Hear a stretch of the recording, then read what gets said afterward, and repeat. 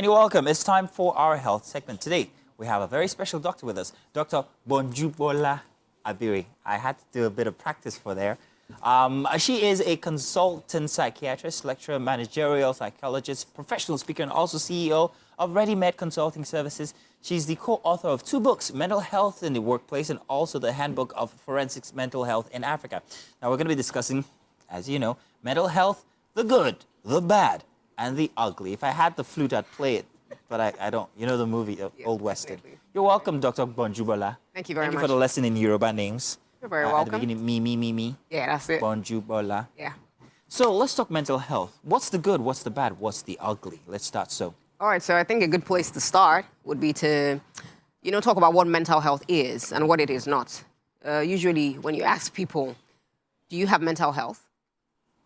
Everybody refrains and they're looking at you like, why? Why that response? That response is because of the word mental. And that response comes largely because when people hear the word mental, what they're thinking is Yaba left, what they're thinking is arrow, what they're thinking is the disheveled man or woman on the street. Yeah. However, when you speak to the word mental or you say the word mental, what it speaks to is the mind, the brain. And of course, health, as defined by the WHO, is a complete state of physical, mental, and social well-being. And so when you say that someone is mentally healthy or you are in a state of mental health, it means that you are in a state where you are successfully able to perform the functions of your mind. Now, what are the functions of your mind? To think, to imagine, to perceive, to express, and to, have behavior. So what is the good about mental health? We all have mental health. So even though we run away from the definition or when we say, are you mentally healthy? Do you have mental health? All of us have mental health.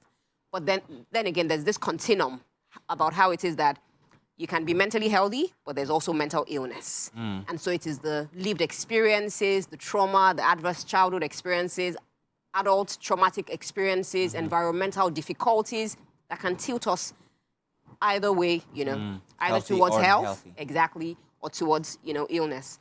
What is the bad?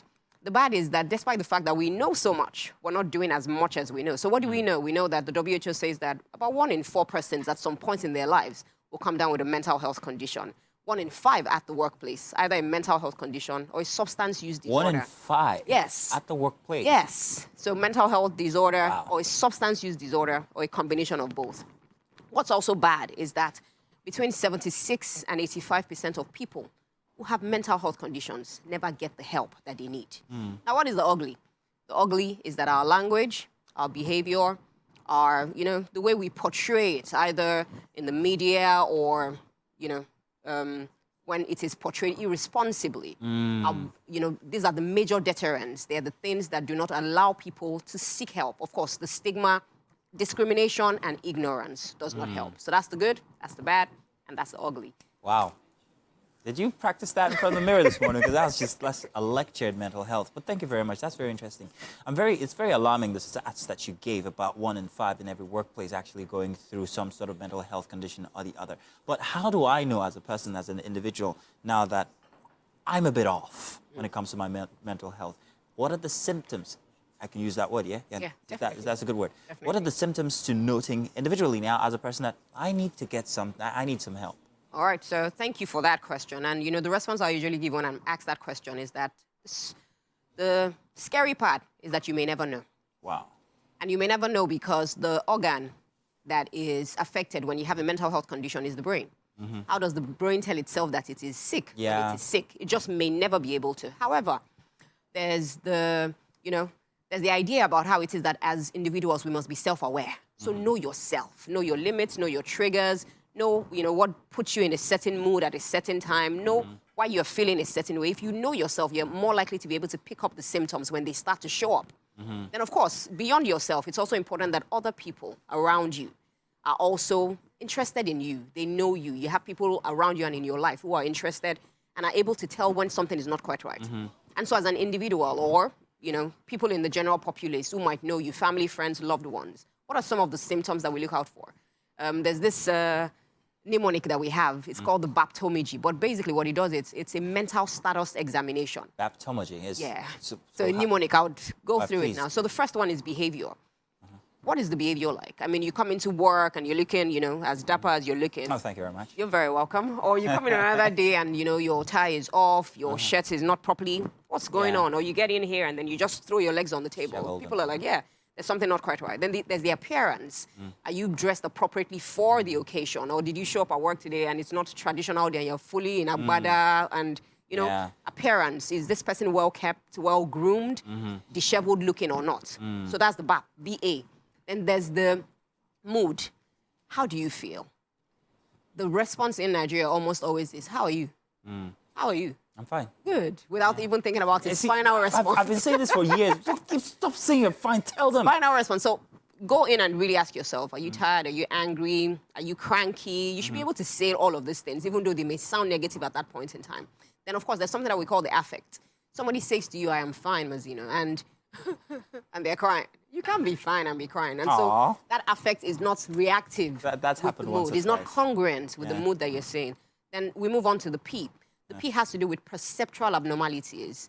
Have you noticed that you are hearing voices of people you can't see, and it's not over the phone? Oh, wow. And those things happen. Scary. So, yes, or hallucinations in any of the sensory modalities, auditory, visual, I hear Mem's voice in my head now. auditory, visual, olfactory, you know, tactile, Yeah. in any of those. And then we move on to the thought. What is the line of thought? Is this person even speaking to you? I've had patients who I have sat with for 1 hour and they refuse to say anything. Are they saying anything? Are they talking too much? Are they talking too little? Then, of course, you want to know the content of thought. You can sit with someone and they look at you and they say, I'm tired and I want it all to end. Oh, wow. Suicidal. And some people also believe that they have, you know, other people have influence over their thoughts. Some people don't believe that their thoughts are theirs. Then, of course, you move on to orientation.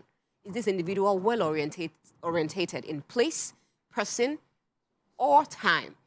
And so I say good morning to you, and I say without looking outside, without what is the time? And someone can tell you, oh, it's 2 a.m. in the morning. Clearly disoriented in time. Or you ask someone for their name, and they're like, I don't know what my name is. Dementia. Where are you? I think we're in a hospital. Poor orientation. Wow. And memory, you want to check the immediate memory. I tell you an information and I'm getting it back. Short-term memory, what did you have for breakfast? What did you have for dinner? Long-term memory, when did Nigeria gain independence? Then intellect. Random questions. Who is the governor? Who is the president? And some people, while, you know, we may take it for granted, I know this thing. Some people actually don't know it because their, you know, mental state is declining.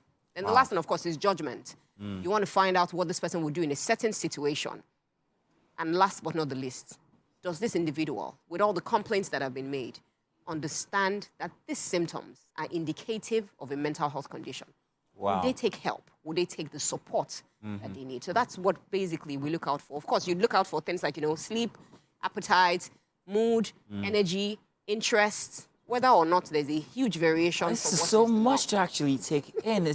But I see the essence of every single one of those, what you call it now, to look out for. Yeah. Whether nuance or all-out expressions. But we hide so much, especially as professionals. I speak for every media practitioner here, that while we're on here with smiles on our faces, sometimes we're going through the worst. And that has a, you know, an effect on our mental state as well, doesn't it? Oh, definitely it does. Because that roller coaster to go from one emotion to the other in the 5 minutes that it takes me to do this, keeping a smile on my face. I'm fine, by the way. I'm fine, guys. I'm fine for now. But there are Reassurance. days when I'm absolutely not having it, but yet I still have to have the smile on my face. How can I work around that? They say I'm one of two things. I'm either absolutely happy or absolutely angry. Actually, and that's the definition of who Mazino is. There's no in between. Is that normal? Well, normal is relative. But, you know, with all that you've said, it's how they say this is not my real face. And so, like you rightly said, there's some days that you show up and you show up at your best self. There are other days that you're not quite right. And it's the reality for all of us. Every day is not a great day. There are days I wake up and I'm like, today's not a great day. But what am I saying to myself? What am I telling myself, you know, about that day? And I think that now that you've asked this question, it's also very important to speak to that topic that is masked depression, smiling depression, functional You're depression. scaring me, doctor.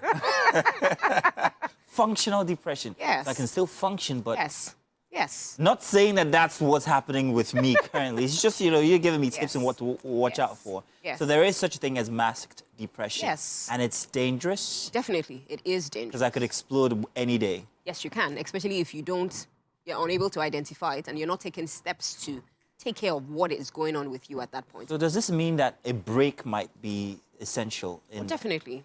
So, sorry, excuse me. Can we, Mr. Olamide, I'm sorry, but I'm done here today. I think I need a break, man.